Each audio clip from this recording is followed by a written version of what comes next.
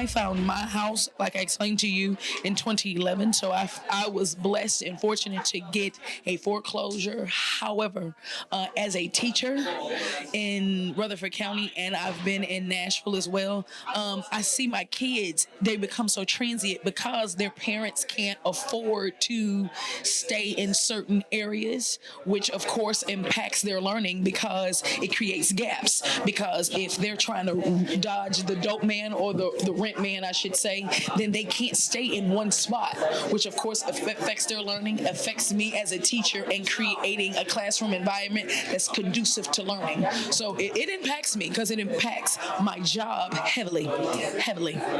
I can't even begin to explain to you how many horror stories as a teacher that I have had to hear students endure because their parents can't afford housing. There's something that we deal with. It's the Homeless Act. I think it's the McKinley something. Anywho, we have a lot of kids that are labeled as homeless because they're living with just random folks because their parents can't afford housing.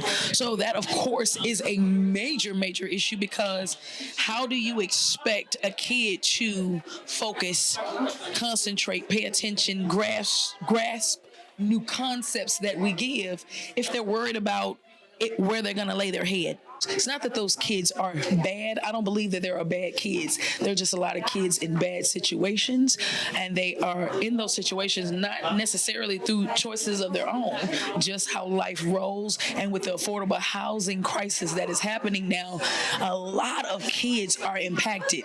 And when you talk about like the pandemic, that exacerbated so many things. Mental health, we're seeing so many issues with mental health.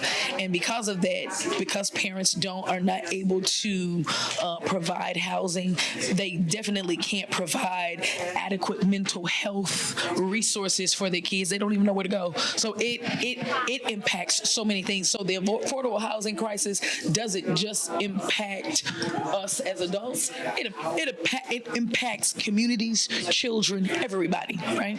Even though I bought my home a while ago, you still got to think about repairs. You still got to think about the cost of living that goes up all the time. It is nothing to spend $100 at the grocery store. I mean, literally, I'm playing Hunger Games at the store, right? So the reality of the matter is, if I had more money, or if I wasn't paying as much in rent, even though my rent is not as terrible as they are now, but if I wasn't paying as much in rent, that would absolutely free up so many things so I could invest in other things. I could take more vacations because God knows I am stressed, child. I am a teacher. I am tired. So I would go on many more vacations and just enjoy an even better quality of life. So. Stand up!